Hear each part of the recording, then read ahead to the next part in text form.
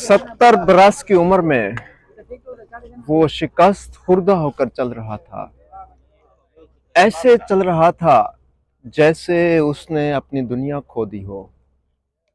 यकीनन वो अपनी दुनिया खो भी चुका था, लेकिन उसके पास दुनिया की हर चीज थी, हर आरज़ू पूरी थी, हर ख्वाहिश पूरी थी।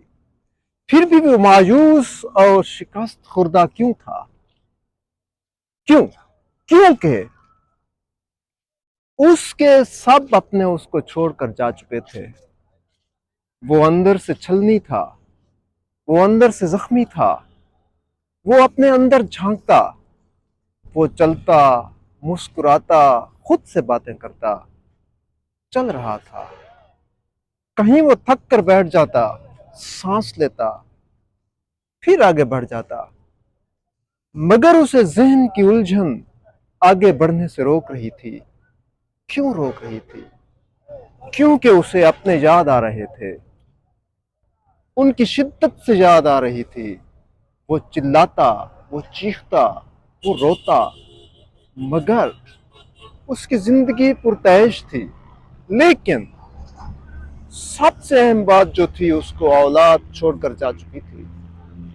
उसका एक ही बेटा था जो कि शादी करके इस्लामाबाद सेटल हो चुका था।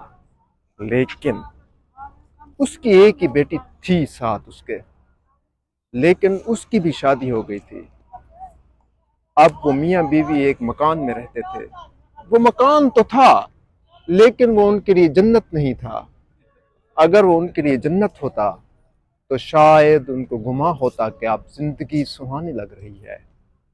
लेकिन फिर भी वो खुद को तसल्ली देता, सहारा देता कि कभी मेरे दरवाजे पे दस्तक होगी, कभी कोई दरवाजा खटखटाएगा और कहेगा कि बाबा मैं आ गया हूँ। आपका जिगर, आपका जहन, आपका दिमाग, जो कुछ भी जख्मी था, उसको मैं अब सीने आ गया हूँ, परोने आ गया हूँ। लेकिन वो इन्हीं सोचों में गुम था, वो इन्हीं सोचों में चलता था, वो इन्हीं सोचों में बैठता था, वो इन्हीं सोचों में खाता था, वो इन्हीं सोचों में सोता था। लेकिन उसके हाथ कुछ नहीं आता था।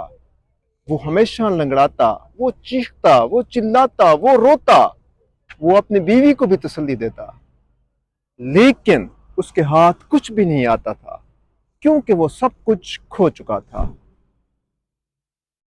ये कहानी हमारे मुआशरे की अक्कास है।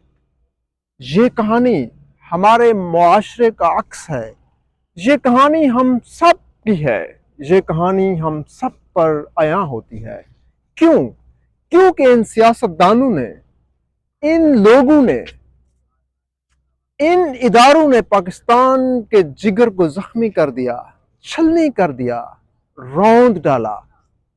ना आवाम सुख का सांस लेती है, आवाम चीखती है उस इंसान की तरह, आवाम रोती है उस इंसान की तरह, आवाम सोती है उस इंसान की तरह, आवाम जख्मी है उस इंसान की तरह। पूरा पाकिस्तान जख्मी है, पूरा पाकिस्तान छलनी है। पूरे पाकिस्तान से ये आवाज आती है कि अगर तुम अपने एहतजाज के लिए उठोगे तो तुम्हें छलनी छलनी कर दिया जाएगा, तुम्हें रौंद दिया जाएगा, तुम्हें कुचल दिया जाएगा। अगर तुम अपनी आवाज बनकर आए, अगर तुमने महंगाई के खिलाफ बात की, तो आपका हशर उस इंसान जैसा होगा। अगर आपने कीमतों पर बात की, तो आप उस इंसान से समझौता नहीं कर पाओगे।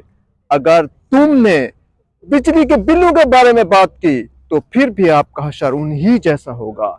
इसलिए हमेशा जो उलझन रही, वो जख्मी शख्स चीखता रहा, बल्कि पूरी दुनिया में उसको चीख की कराहें आती थी।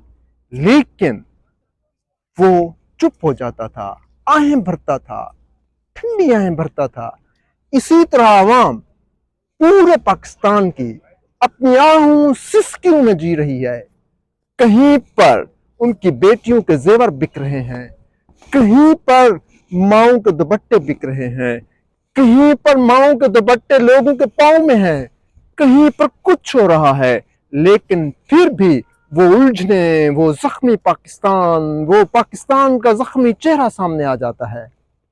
अगर तुम सच कहोगे, अगर तुम सच बोलोगे तो तुम उठा लिए जाओगे। क्यों? क्योंकि ये पाकिस्तान तुम्हारा है नहीं। तुम इस पर बर्थ ही किए गए हो।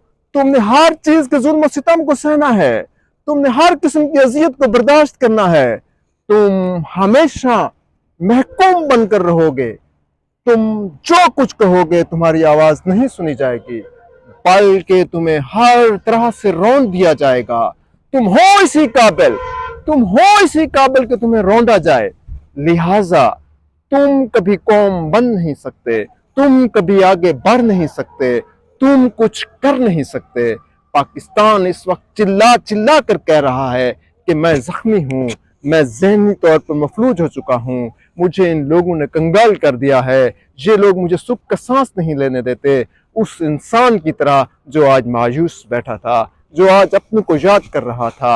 इसीलिए अगर पाकिस्तान के लोग अपने हकूक की आवाज को बुलंद नहीं करेंगे, अगर अपने हकूक के लिए नहीं उठेंगे, तो इसी तरह जख्मी रहेंगे, इसी तरह महकूम रहेंगे, इसी तरह अपनी आज़ादी के खिलाफ जंग करने से कासिर रहेंगे। लिहाजा आवाम को सोचना चाहिए कि सबसे पहले पाकिस्तान, पाकिस्तान के जख्मी जिगर को जो छलनी छलनी हो चुका है, उसे सीना चाहिए, उसे पिरोना चाहिए, उसके जख्मों पर मरहम रखना चाहिए। फिर खुद के जख्मों पर मरहम रखो, ताकि इस अच्छी और पुरसकून जिंदगी जी सको और आने वाली नस्लों के लिए कुछ दे कर जा सको। वासलाम।